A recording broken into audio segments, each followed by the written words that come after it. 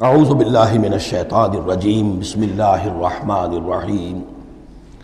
اس سے پہلے کہ ہم سورہ بنی اسرائیل کا ترجمہ شروع کریں، سورہ نحل کے آخری حصے میں ایک بڑی عظیم آیت آئی تھی کہ جس کے حوالے سے کسی قدر وضاحت ہونی چاہیے، لیکن چونکہ اس وقت میں چاہتا تھا کہ وقت کے اندر اس کا ترجمہ مکمل ہو جائے تو میں اس وقت رکا نہیں۔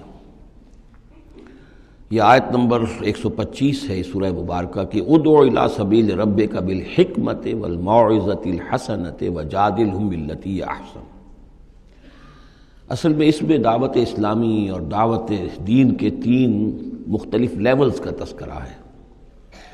عام طور پر اس کو ایک ہی چیز سمجھ کر لوگوں نے ترجمہ بھی کیا ہے، وضاحت بھی کی ہے، لیکن دقت نظر سے جائزہ لیا جائے تو چونکہ انسانوں میں مختلف قسم کے انسان ہیں تو دعوت و تبلیغ کے بھی اسی اعتبار سے مختلف گوشے کہہ لیجئے، مختلف لیولز کہہ لیجئے۔ مثلا یہ کہ انسانوں میں ایک چھوٹی بڑی ہی مائنورٹی ہوتی ہے جن کو ہم انٹیلیجنسیا کہتے ہیں۔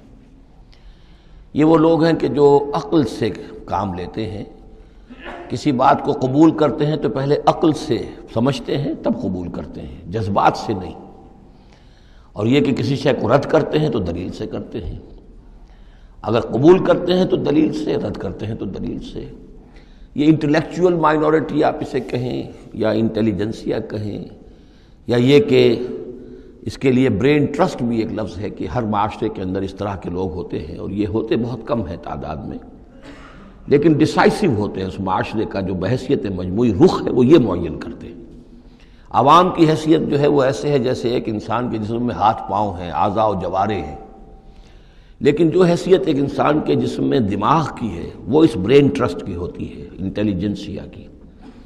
یہ طبقہ جو ہے اس کو دعوت جو دی جائے تو ظاہر بات ہے کہ وہ واعظ سے نہیں، جذباتی نہیں، بالحکمہ، پختہ باتیں، عقلی دلائل، محکم باتیں، وہ حکمت جس کے بارے میں فرمایا گیا وَمَن یُؤْتَ الْحِکْمَةَ فَقَدْ أُوتِیَ خَیْرًا کَثِیرًا، سورہ بقرہ میں ہم پڑھائے ہیں۔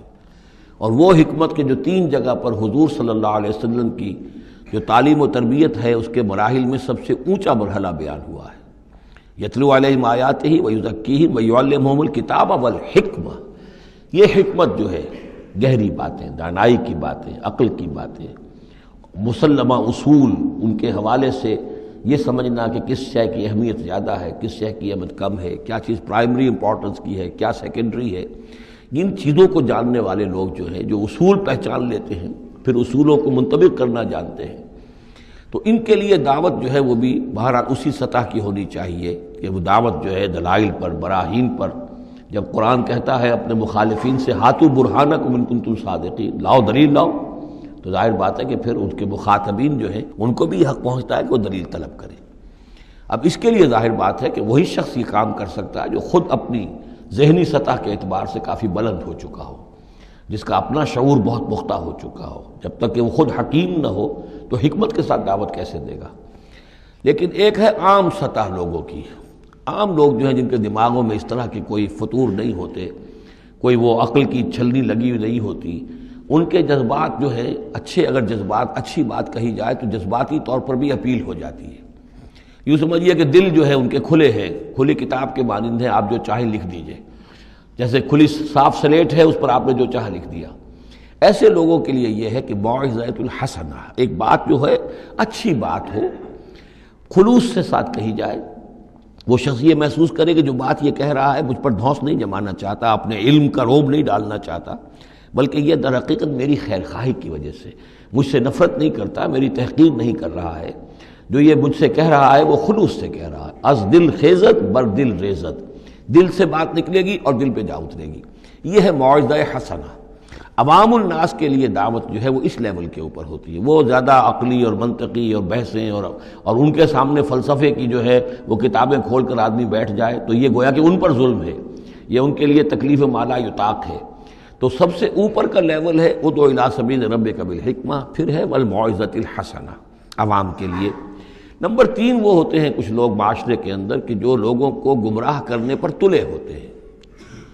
مثلاً عیسائی مشنریز ہیں، انہیں تو خرچے ملتے ہیں، ان کے تنخواہیں ہیں، ان کے بجٹس ہیں، بڑی بڑی حکومتوں کی طرح کے بجٹ ان کے ہیں، ان کی ٹریننگ اس لیے ہو رہی ہے، انہیں خاص خاص ایشوز کے اوپر ٹرین کر کے بھیجا جاتا ہے مناظرہ کرنے کے لیے۔ قادیانیوں کا نظام ہے، بہائیوں کا نظام ہے، ان کے لیے یہ ہے کہ لوگوں کو ٹریننگ دے کر وہ مجادلے کے لیے، مناظرے کے لیے، بحث کے لیے، اس کے لیے ان کو تیار کیا گیا ہوتا ہے۔ یہ بات مان کر دینے والے نہیں ہوتے۔ آپ خلوص کے ساتھ ان سے بات کریں گے تو وہ در حقیقت وہ تو یوں سمجھیے کہ ادھار کھائے بیٹھے ہوتے ہیں اس پر کہ انہوں نے بات نہیں ماننی، بلکہ یہ کہ لوگوں کو گمراہ کرنا۔ ان کے ساتھ جدال کرنا پڑتا ہے، جو جھگڑنا بھی پڑتا ہے، بحث بھی کرنی پڑے گی۔ لیکن اس بحث میں بھی جو ہمارے ہاں مناظرے کا لفظ آیا ہے، قرآن مجید میں مناظرے کا لفظ نہیں آیا ہے، مجادلے کا لفظ آیا ہے۔ جادلہم، ہاں ان سے جھگڑو، انہیں جواب دینے پڑیں گے ایسے کہ جو انہیں خاموش کر دیں۔ اگر وہ خاموش نہیں ہوں گے تو عوام الناس کے اوپر ان کا اثر ہو جائے گا۔ لیکن اس مجادلے میں بھی تمہارا اپنا اخلاقی معیار برقرار رہنا چاہیے، نیچے نہ اترو، گالم گلوچ پر نہ آ جاؤ، بہت گھٹیا انداز اختیار نہ کر لو، بلکہ جیسے کہا گیا کہ ان کے معبودوں کو گالیاں نہ دینی شروع کر دو، بلکہ یہ کہ ان میں بھی ہمیں آداب، اس کے اندر بھی آداب کو ملحوظ رکھتے ہوئے۔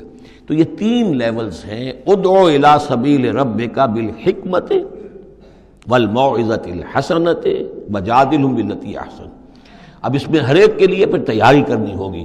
قادیانیوں سے مباحثے کرنے کے لیے ظاہر بات ہے عام آدمی نہیں کر سکتا جب تک کہ ان اسپیشل ایشوز کے اوپر اس کو صحیح جو ہے اس کو تعلیم نہ دے دی گئی ہو، اس کے اوپر تربیت نہ ہو گئی ہو۔